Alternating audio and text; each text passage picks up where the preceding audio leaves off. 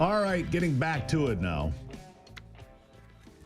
The biggest scandal in American history is unfolding in real time now because Tulsi Gabbard, the Director of National Intelligence, has released documents showing that Barack Obama gathered together the heads of the CIA, the FBI, the intelligence communities, December 9, 2016, in the Situation Room so nobody else could be part of it. They go into the Situation Room and hold this top secret conference where they lay out the plan to destroy the incoming president by innuendo, by smear job, by false accusation of connections with the Russians. It was all false. It was all manufactured. It started with Hillary Clinton buying that idea from Christopher Steele, but it all evolved. Ivey's with me now. Ivey, it's the biggest scandal, and it's bigger than the auto pen scandal, but the auto pen scandal and Joe Biden getting elected was all the child of this, if you will. But it doesn't matter what is said. Certain networks can't admit the truth. I want you to hear this, Ivey, and I want you a little bit of any. Roll that, Anthony. Roll this.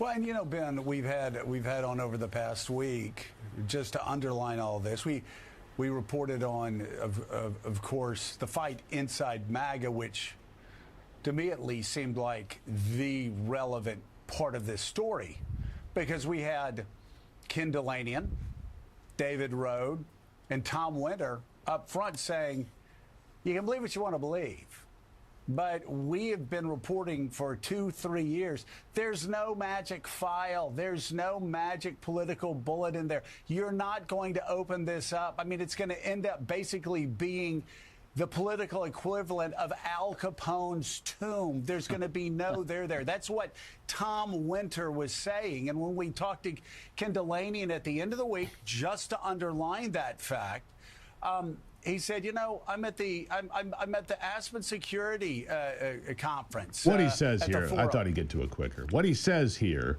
is if everything that Tulsi Gabbard just released were true, that Joe Biden's administration would have released it. Okay.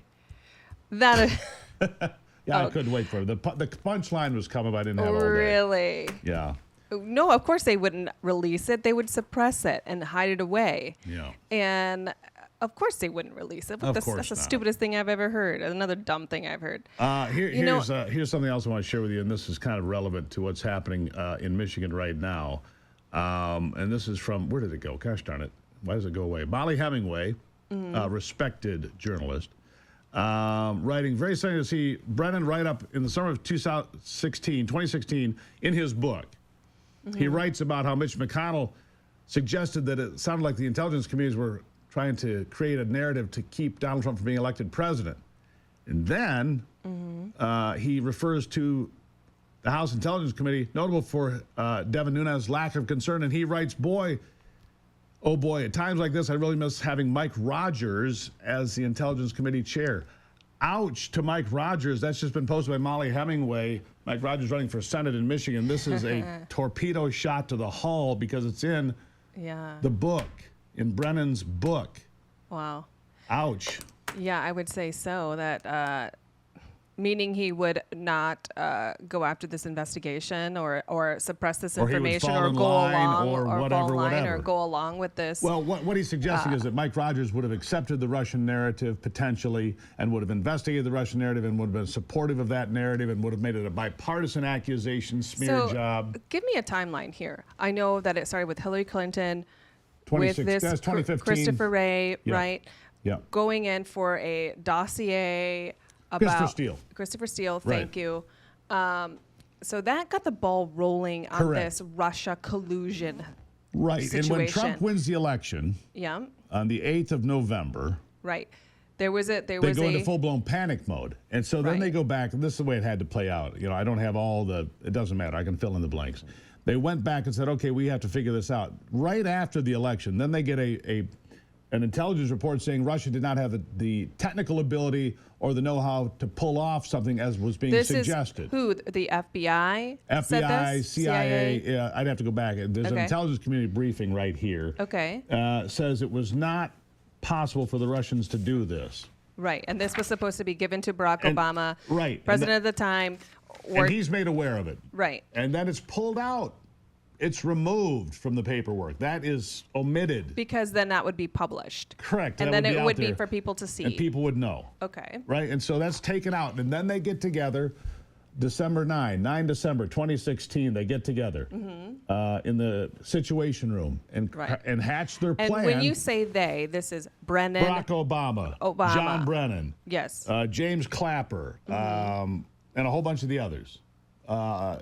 Comey was not in there. James Comey was not in there, but all the others. And then one of Clapper's aides drafts a email that goes out to all the intelligence people. Here is what we're doing. Please support this, basically. Please support us memo. And here's the narrative. Right. Which they manufactured it from that day forward to undermine the President of the United States. And Chuck Schumer was in on it because in January of 2017, Chuck Schumer says the intelligence community can go after you 6 ways to Sunday. Remember him saying that? Yeah. Here it is. They were all on board with it, and they're feeding the networks. And it's all BS, and they lied, and they should go to jail. I need to go back into the archives and look at and listen to what we talked about, because I know that I remember having these conversations. Now, this is, fall of 16. 2 billion other, I understand that. Headlines from then, but we knew that there was something up. Absolutely. There's something off about the whole thing. This is not accurate. Correct. When you remember Trump saying, "Oh, I'm wiretapped," and everyone was like, "Oh, wiretapped. There's no possibility for him to be wiretapped," and he was Trump absolutely was right about everything. He was right about everything, and this should absolutely infuriate every American citizen. The depths and breadth that they were willing to go to destroy Donald Trump is unbelievable, and I think unthinkable, unconscionable. We're just at the beginning here, Ivy. They were spying on American citizens. They were spying on the incoming president, the president-elect. Before we go to break, what is it? How can we hold these people accountable? Will it happen? Has to happen. I'll be right back. Ivy, sit tight. All right, so I've got to get this right here. The second biggest scandal is the auto pen scandal, right? This is important because he pardoned a whole bunch of people like General Mark Milley, who may have had a role in all of this, right? Biden did not pardon, however, John Brennan, James Comey, Susan Rice, Andrew McCabe, Sally Yates, Ben Rhodes, or James Clapper. Those folks did not get pardons, which means... And he probably did that to protect Obama. But these people are wide open. They didn't get pardoned. They did not get pardoned. But there would be a method to that. There would be a purpose for that. Well, here's the thing. You know that they were involved. Well, of course they were. We know all those people. McCabe was in the room. Yates was in the room. I'm not sure if Rhodes was or not. It would be interesting, though, if the FBI comes to those folks and says, listen, give us Obama. Come together. Give us the truth about what I don't think they'd do it either, but I would like to be a fly on the wall when that conversation goes on. Amen to that. I want part of that deal. I want in. But if you think about let's go back a little further. All right. To Julian Assange and WikiLeaks. Oh, yeah. And you remember reading those emails about how the DNC and the Democratic Party, they are lockstep in everything that they do. Correct. And when you think about the narrative that they push, they are really brilliant at this. This is something that the Republicans suck at, and the Democrats are the best at. It just reminds me of, you think about that, and then you think about what happened in the Situation Room, and then you think about everything else that followed. It's exactly right. They all pushed it. Nancy Pelosi, all the folks there. They're all on the same page. All on the same page. Yeah. And this is in my opinion, other than the covering up Biden's cognitive function, which, I mean, unless you're some dumb person, how do you... Unless you're an idiot. Unless you're, suffer from the same cognitive decline as Biden, how do you not realize that he was not fit for the job? Unless you're babbling and drooling on yourself like Joe Biden, how could you not see it? Fair point. All right, so it's been referred to the Department of Justice. Ivy, go do some research and bring it back to us here in 20, 30 minutes. She's going to go do a little research. She's on twice today, folks. What a bonus. All right, it's the Steve Gruber Show. I'll be right back.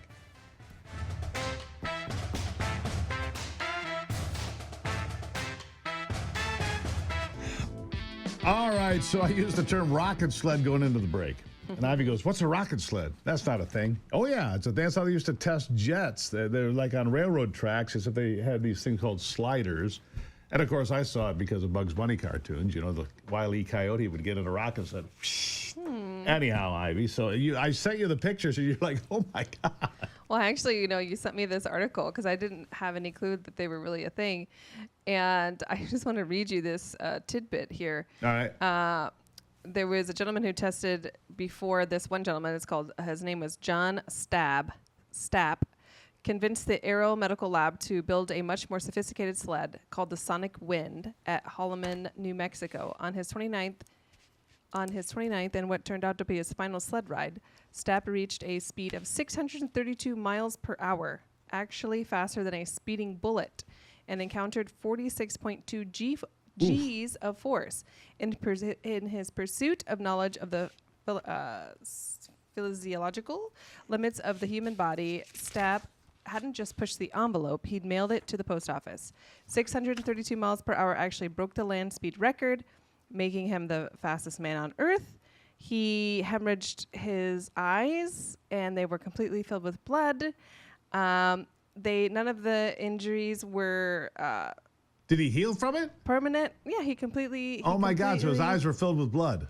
Yep. How nice. So by the record, apparently this was not a human-occupied craft, but the rocket sled world record, 1,560 miles an hour. That's crazy. Anyhow, that's very interesting. I had no idea. And there you go. Well, the crazy thing I saw that they had ejection seats on those things is they would test ejection seats for fighter jets. So they get somebody going, 500 miles an hour. Oh, it's a crash hit the dummy. switch. Cedar Point got nothing on that. No kidding. My gosh. Yeah, go 500 miles an hour, hit the switch. Some people, I think, I don't think that my body can actually physically handle that. I just think I have an inner ear thing. I've always. Oh no, you're not allowed to do that. No, even in like roller coasters and things like that. I love them. They're fun, but my ears and just do not allow me to do it. Right. But anyhow, going back to the Mueller, or going back to the serious conversation. The serious conversation. Robert Mueller did his investigation, correct? Found nothing. Correct. But there were some things that he said essentially could be concerning, but nothing that could provide a conviction. Correct. He might be, but he had. My point is, the conclusion was there was nothing there. Right, but my point is, how was there anything there, if it was completely made up? Well, because they kept. Here's what they did.